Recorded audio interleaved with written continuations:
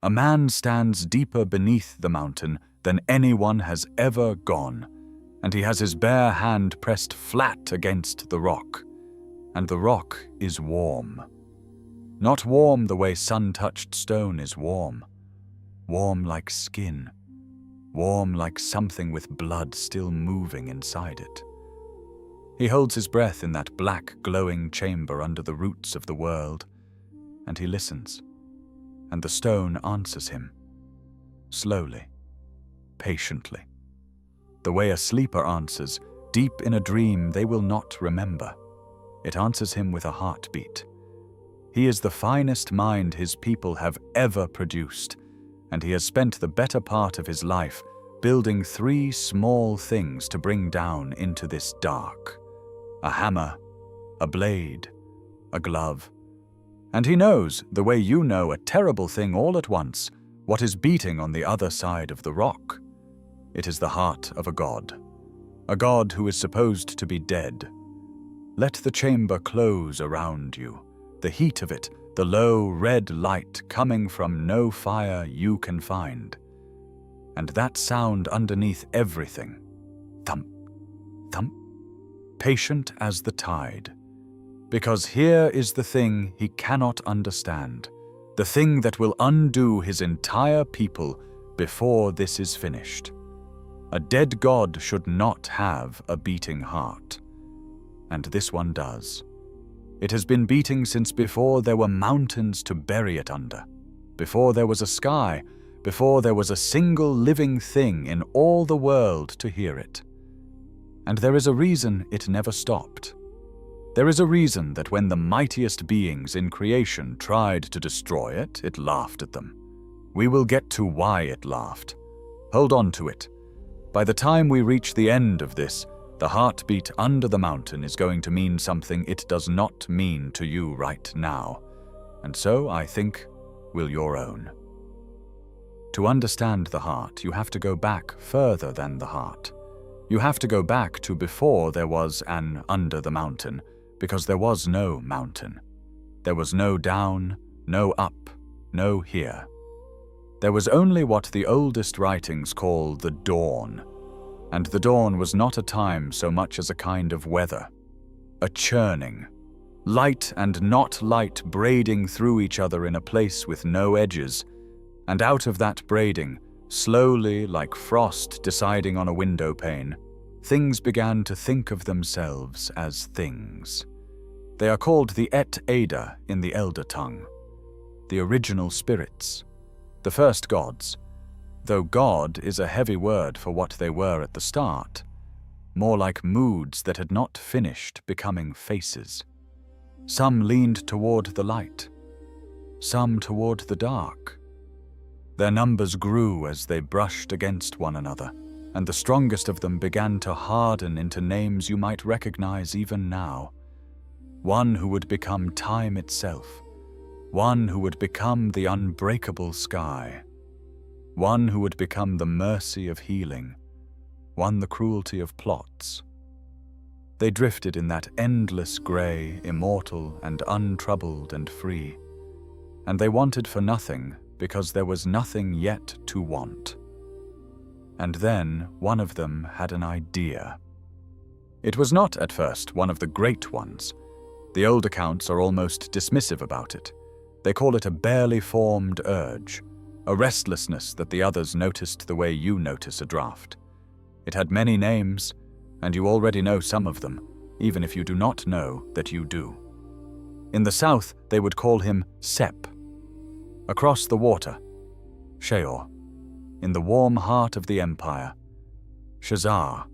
And here, in the cold and the pine and the snow, the people who would one day raise their mead halls under the aurora would call him by the name carved into their oldest stones. They would call him Shor, but his most common name, the one whispered with equal parts worship and hatred across every land that has ever drawn a breath, is Lorkhan. And Lorkhan looked at all that drifting, immortal, untroubled forever, and he wanted to make something out of it. That was the whole urge. That was the seed of everything. He wanted to take the formless freedom of the gods and spend it on something solid, something with shores and seasons and consequence, a place where you could lose things, and therefore a place where things could matter. He went among the spirits, and he made his case, and he was, by every account, magnificent at it. He gained followers. He gained the great ones. Even the High King of the Light himself, the one the elves still revere above all others, agreed to help. When Lorkhan told him he would be made the king of this new world. So they said yes. Not all of them, but enough. And that yes is the most expensive word ever spoken. Here is what it cost them. And pay attention, because this is the grief the whole rest of the story is built on top of. To make a world that you can actually live inside, you cannot simply will it into being and stand outside it, untouched. The spirits had to give. They had to take the boundless, deathless stuff that they were made of and pour pieces of it down into the new thing, fix it in place, let it become rock and root and water and lore. Each of them surrendered some portion of their own immortal selves so that the world might have weight enough to hold together. They lent their bodies to it, and in doing so, they bound themselves to it. And the world they got was not what they thought they had agreed to, because the new place was a place of limits. It had edges, and inside those edges the endless was made small. The spirits who had never known hunger now hungered. The spirits who had never known time now aged inside it. Their boundless aspects began, for the first time in the history of everything, to die. Some of them vanished entirely, snuffed out, gone in a way that nothing had ever been gone before. Some fled while they still could, fled upward and outward, and where they tore through the sky on their way to escape, they left holes that we now call stars. And that is why, the old writings say, there is no true limit to magic, because magic is the light of the ones who got away.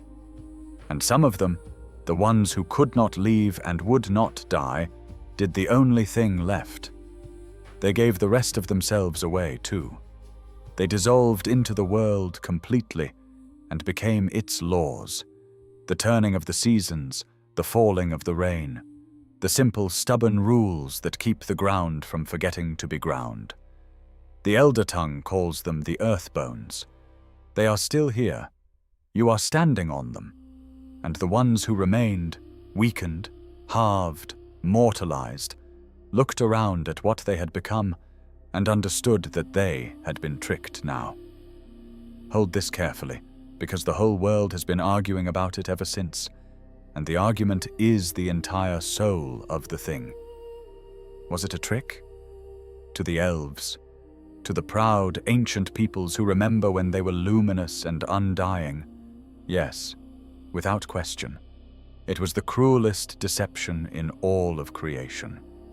Lorkhan, the corpse god, the void ghost, the great betrayer, lured them down out of heaven into a prison of flesh, and locked the door behind them, and threw away the key. Everything the elves are, everything they strive toward, is an attempt to climb back out of the trap. To them, his name is a curse. But to the children of men, to the Nords most of all, who would come to swear by him in the same breath they swear by their own kin, it was the opposite. It was the greatest mercy ever shown. Because before the world, the spirits could not grow. They simply were, forever, finished, perfect, and going nowhere. Lorkhan gave them somewhere to go. He gave them the one gift that immortality can never contain. The chance to become more than you started as. The chance, even, to climb so high a mortal might one day stand among gods. The price of that chance was death, and to men, that was a fair and holy trade. Same act, The cruelest crime in history, or the kindest gift ever given, depending entirely on who is telling it. The world has never decided. I am not going to decide it for you either.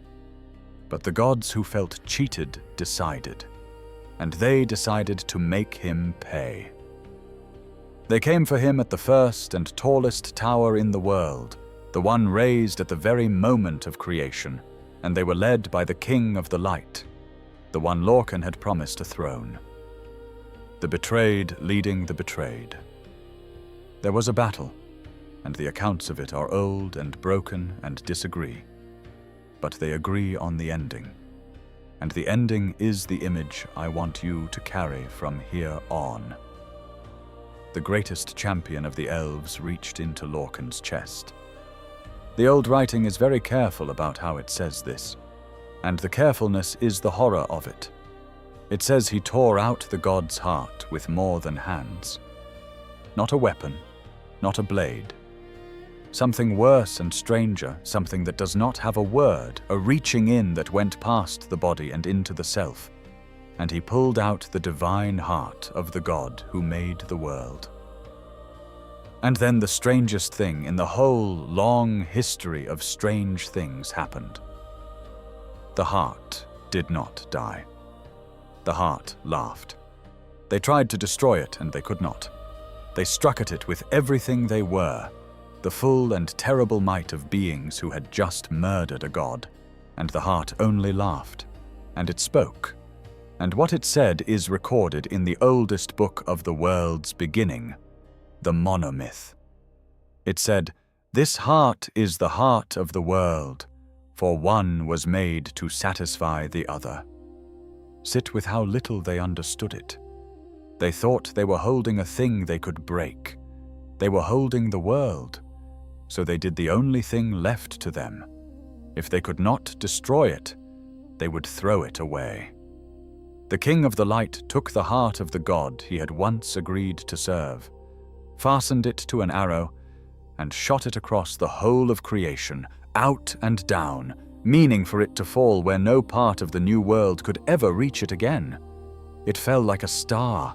It fell burning through the sky, and it struck the eastern edge of the land so hard that the ground heaved up around the wound and made a mountain. A red mountain, still smoking from the impact thousands of years later, in the place the old maps call the star-wounded East. That is what Red Mountain is. It is a scar. It is the exact spot where the world was hit by its own heart. But something else fell that day, and almost nobody remembers it. And it is the quiet detail that changes who you are in this story. When Lorkhan was sundered, his divine spark scattered, and a measure of it rained down into the new world itself, into the dirt and the blood and the breath of everything that would ever live there. The old star accounts put it plainly. The spark fell to give the world its existence, and along with it, they say, a reasonable amount of selfishness. A will of its own. A refusal to simply be and go nowhere. The hunger to become more. That spark fell into the world, and follow it where the old accounts quietly point, and it does not stop at the dirt and the rivers. The reason a mortal can defy a god, the reason a mortal can want, the reason a mortal can climb, the same answer keeps surfacing, a measure of the dead god's own restless will, broken into 100 million pieces and handed out, one fragment to a chest, to everyone who would ever live. The gods threw the heart away as a punishment. They had no idea they were scattering it into all of us. The elves were right. It was a trick. They were just wrong about who it was played on. Now we can come back to the man with his hand on the warm stone, but I want you to meet his people first, because if you do not love them a little, what happens to them will only be a fact, and it deserves to be more than a fact. They were called the Dwemer, the Deep Elves, though that name does them no justice. They were the great rationalists of the ancient world, a people who looked at gods and miracles and prophecies and quietly, politely declined to be impressed. Where everyone else prayed, they measured. They built cities of brass and stone down in the bones of the earth, lit by no flame, run by machines that walked and thought and still pace those silent halls today, 10,000 years after the last hand that built them turned to nothing. They heard the music underneath reality, the hidden tones that the laws of the world are written in, and they learned to play it. They called the masters of that art the tonal architects. And the greatest of all of them, the chief and the high priest both, was a mind named Kagrenak. Kagrenak is the man under the mountain, and Kagrenak was not a villain. I need you to hold that, because it is the whole tragedy. He was a patriot. He loved his people the way a father loves children he is afraid he cannot protect. And his people had a wound at the center of them. They were elves, and elves remember falling out of heaven, and they could not bear it. They wanted back what was taken. They wanted to stop being small and dying things in a borrowed world. And then his miners, digging deeper than anyone ever had, broke through into a chamber that was warm and red-lit and beating. By careful study, by his strange tonal sciences, Kagrenak determined exactly what he had found. The heart of the god who had trapped his people in flesh, cast down to this very mountain in the dawn. And he had an idea that was either the most magnificent or the most catastrophic idea any mortal has ever had. And history still cannot tell which. He looked at the heart of the god who made mortals, and he decided to use it to make his people unmortal, to draw the divine power out of it and build, out of brass and sacred sound, a new god of his own. A god that would belong to the Dwemer alone and lift them all out of the trap forever. To do it, he forged the three things he carried down into the dark. He named them, and the names are sung still. Sunder, the hammer, to strike the heart and draw out the precise measure of power he wanted. Keening, the blade, to flay that power and focus it to an edge. And Wraithguard, the glove. And the glove is the saddest of the three, because of what it was for. Wraithguard existed because the power of a god's heart will kill the mortal who touches it. The glove was the only thing standing between Kagrenak and instant death. He built a shield against the very thing he was reaching for. He knew exactly how dangerous it was. He reached anyway, and in a very short time, his people would not exist anymore. That is the thing about the people who try to seize the heart. Every single one of them knows better. Every single one of them reaches anyway. I told you to love them first. Now I have to tell you what happened, and I am going to tell it the way the world remembers it, which is to say, not entirely, because nobody who could explain it survived to do so. While Kagrenak was deep beneath the mountain with his 3 tools and his enormous ambition, an army came to stop him. They were not Dwemer. They were the Chimera, the ancestors of the dark elves who would one day flee to Skyrim cities as refugees, though that is a grief still thousands of years away. They were led by a war chief named Nerevar, a man with 4 brilliant and dangerous people at his side, and Nerevar had learned what the Dwemer were attempting under the mountain, and he meant to stop it. The 2 great peoples of the east fell on each other at the foot of Red Mountain, and the battle was vast and bloody, and in the end the Dwemer were losing. And so, cornered, his people failing around him, Kagrenak did the thing he had built his whole life to do. He took up Sunder and Keening and put on Wraithguard, and he struck the beating heart of the god. What happened next has no agreed-upon account anywhere in the world, And that is not an oversight. It is the point. The honest old treatises simply confess that no one knows. There is no narrative, because there was no one left to narrate it. Because in the space between one heartbeat and the next, the entire Dwemer race, every soul, every city, every child, every machine tender and tone master and miner and king, an entire people who had built wonders that still hum in the dark, vanished. Not died, vanished. There were no bodies. There were no graves. There was no battle's end carnage to bury. No ash, no blood, nothing to mourn over, because there was nothing left to mourn. The cooking pots were still warm. The forges were still lit. The great brass guardians went on pacing the empty corridors with no one left to guard. A whole civilization stepped out of existence so completely and so silently that to this day, when you walk their abandoned halls, the worst part is not the danger. It is the tidiness. It is the sense that everyone simply turned to leave the room a moment ago, and you have just missed them, and you always will. 10,000 years later, their absence is still the loudest silence in the world. And the three tools that did it survived. Sunder, Keening, Wraithguard, lying in the heart chamber where a people used to be. Someone was going to pick them up. Remember that. The tools that erased the Dwemer are not finished with this story. They are going to come back, in a hand you will not expect. And what that hand does with them is the only mercy in all of this. But not yet. We have not earned it yet. Nerevar's people took the tools from the silent chamber, and here the story does something it almost never does.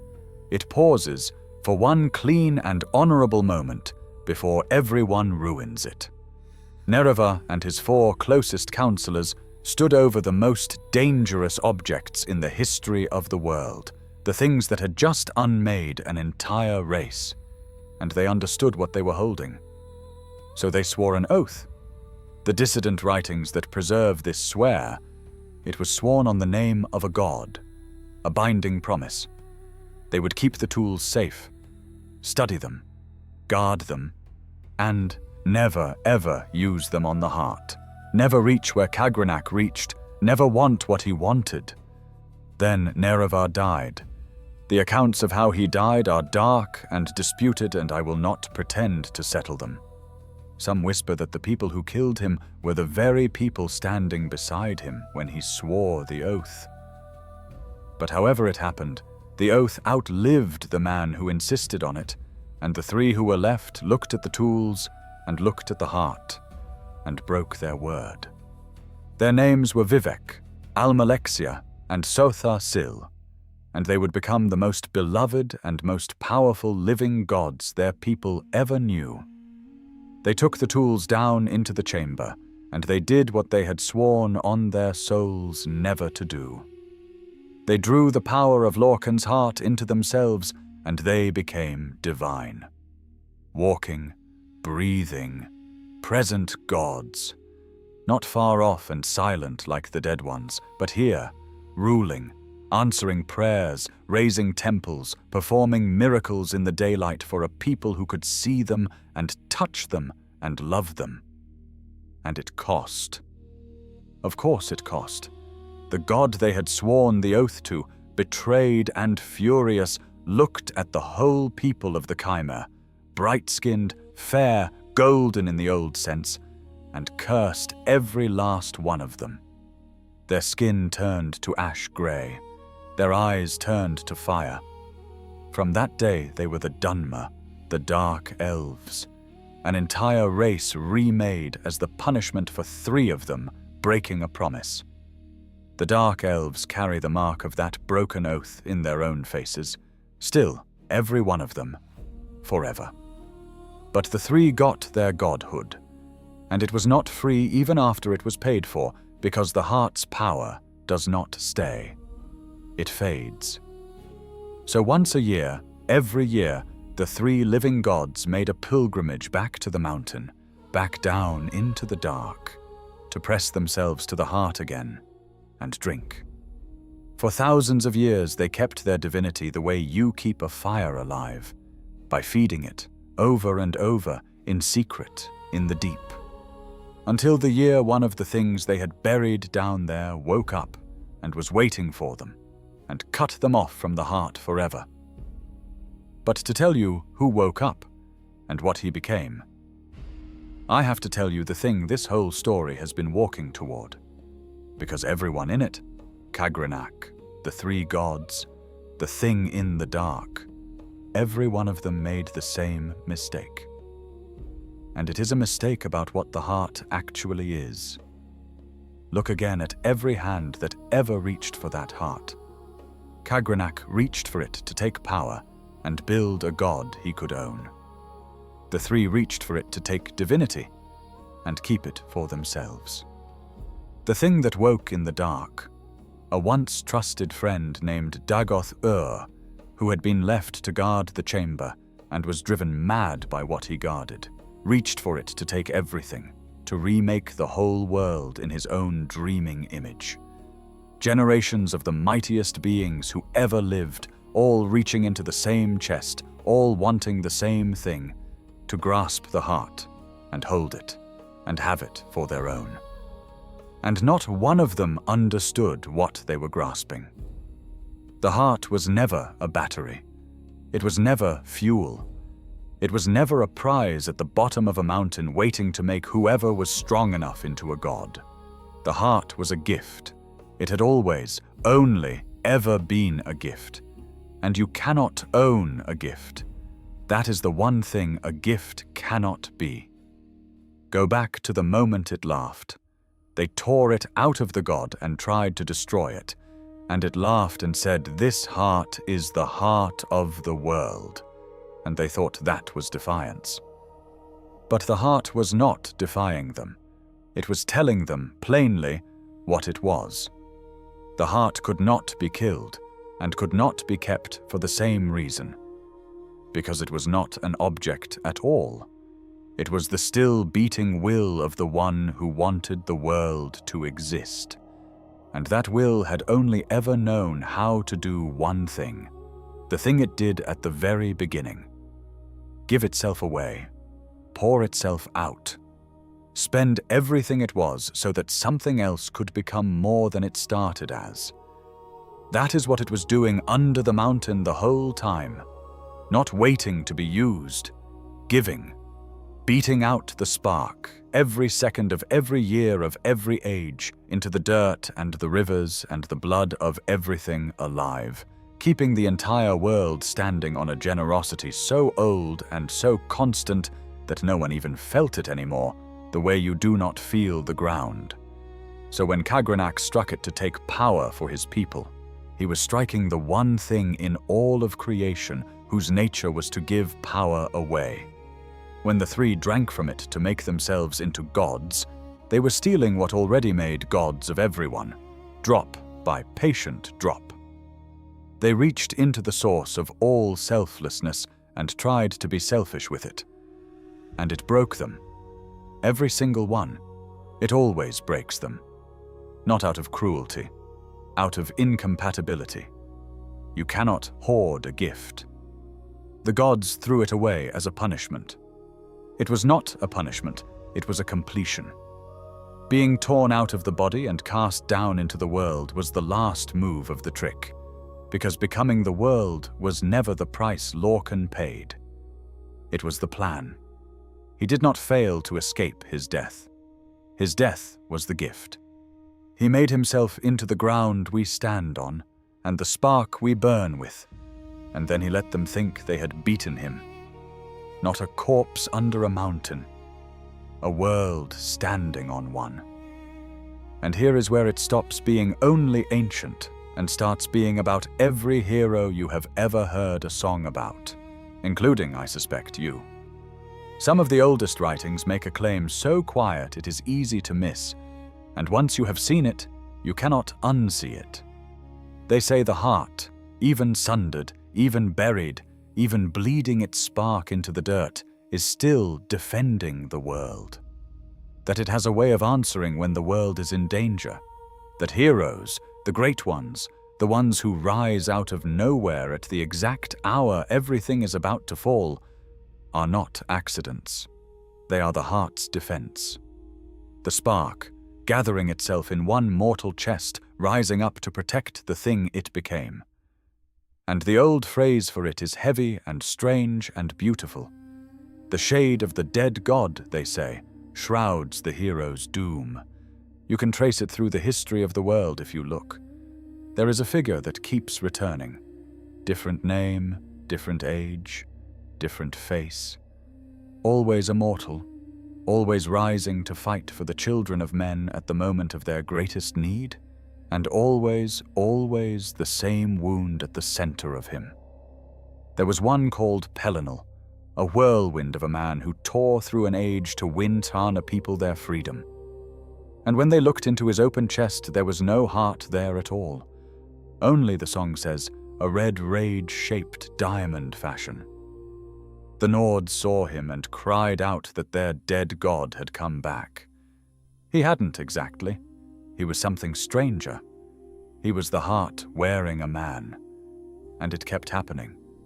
A boy king of the north, in the deep past, when a great devouring evil came to eat the years off every Nord alive, he prayed to the dead chief of the gods, to Shor, and Shor's own ghost answered, and fought the devourer on the spirit plane the way he had fought it at the beginning of time, and won. The god of mortals, supposedly dead and gone, rose up out of nothing to defend his people, because that is the one promise the heart has never once broken. So consider what that means about the stories you already know. Every champion who ever crawled out of a prison cart or a shipwreck or a frozen nowhere with nothing, and somehow became the one person who could stand against the end of the world, every one of them may be the same thing. The heart, still giving. The dead god, still loving the world through whoever happens to be standing there when it needs saving. The hero never knows. The hero just feels the pull, the impossible refusal to lie down, the spark that says, "Get up, it isn't finished." And that spark has a name, and the name is older than the mountains. The god they murdered to stop him from making the world has spent every age since, quietly, anonymously, dying again and again in the bodies of mortals to save it. Not a betrayer, a guardian who let himself be called a betrayer, so that no one would think to stop him. There is one more mask, and it is the one that touches this land most directly, and it is also the one the world argues about most fiercely. So I will give it to you the way the disputed accounts give it, as a whisper, not a verdict. When the deep elves vanished, they left behind an unfinished thing, a colossus of brass, a body built to hold a god, the vessel Kagranak had meant to fill with the heart's power. A walking giant the size of a mountain, called the Numidium. It sat empty for an age, because the heart that was meant to drive it had been put forever out of reach. And then, long after, a conqueror came who wanted it. His name was Tiber Septim, and he meant to rule all of the world, and the brass giant was how he would do it, if only he could find it a heart.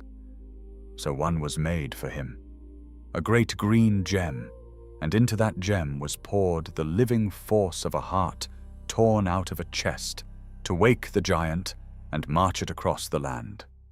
With the brass god at his back, Tiber Septim conquered everything. Every kingdom, every people, the whole of the continent bowed. And then, when it was done, he became something no conqueror had ever quite become before. He died, and his people made him a god. The ninth god. They worship him in this land still, in secret now, in the cold, against the wishes of those who would ban his name. And here he is called Talos, and Ysmir, the dragon of the north. Now, the whisper, the disputed accounts, the heretical ones, the ones the cautious will tell you to ignore, point at a pattern and refuse to look away from it. A heart torn out to wake a brass god, to make a man into a divinity who sides with mortal kind against the elves and rules from the rooftop of the world. A man who becomes the new chief of the gods, a mortal who climbed all the way up. And they ask the question nobody is supposed to ask out loud. What if Talos is not a new god at all? What if he is the old one, come around again?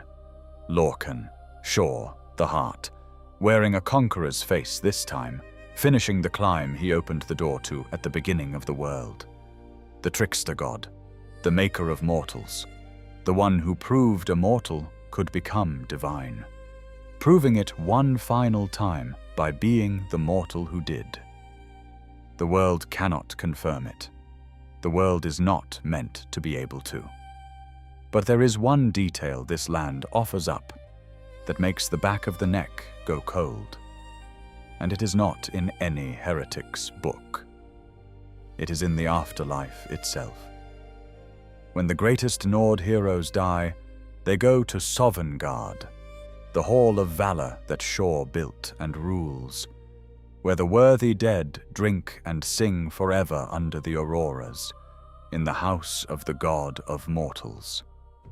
And those few living souls who have walked into that hall and lived to speak of it report the same thing. The mead benches are full, the heroes are all there, and the great throne at the head of the hall, Shor's own seat, the throne of the king of the dead, is empty. The god of mortals is not sitting in his hall. He never is, because the god of mortals was never the kind to sit still in a house at the end of the world. He is out in it, he always has been. Beating under a mountain, scattered in the blood of every living thing, rising up in the chest of whatever hero the hour requires. The throne is empty because he is busy. He is doing the only thing he has ever known how to do. So let me give you back the tools. The hammer, the blade, the glove, lying in the dark since the day they erased a people. In the late days, with the three living gods cut off from the heart and slowly fading, with the maddened thing in the mountain trying to drink the heart dry and remake the world, one more hero rose, the shade of the dead god, shrouding one more mortal's doom. This one gathered up Sunder and Keening and Wraithguard, the very instruments that had unmade the Dwemer, and walked them back down into the chamber under Red Mountain, to the warm, red-lit place where Kagranak had stood with his hand on the stone an age before. But this hero did not reach for the heart to take from it. This hero reached for it to let it go. With the three tools, the hero struck the enchantments that bound the heart to the world, the chains of made power that Kagranak had wrapped around a god to hold it in place to be used. And one by one they broke, and the maddened thing died, and the false brass god collapsed.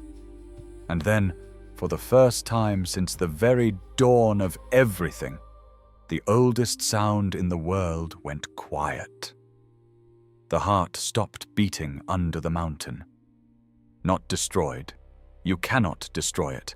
It told them so itself, laughing. At the beginning. Released. Freed. The gift, finally, given all the way, with nothing held back, and no one left clutching at it. The mountain that had beaten like a chest since the morning the sky was made, fell silent, and the world did not end. That is the part that matters. The world did not end. The spark was already in everything by then. It had been giving itself away for 10,000 years into the dirt and the rivers and the blood. And so when the source finally went still, the world simply went on standing, because the gift had already been received. The mountain later broke open in fire and grief, and emptied a whole province of its people, and they came west and north, into the cold, into the cities of Skyrim, carrying their ash and their dead and their broken oaths with them. But they lived. Everyone lived. The world stood up on its own and walked, the way a child does, the morning the hand that was steadying it finally, gently, lets go. Go back to the man with his hand on the warm stone. He thought he was reaching for power. He thought there was a god's heart on the other side of the rock, and that if he was only clever enough, only careful enough, he could take hold of it and lift his whole people out of their smallness. He died reaching, or worse than died, vanished, him and everyone he loved, into a silence 10,000 years deep.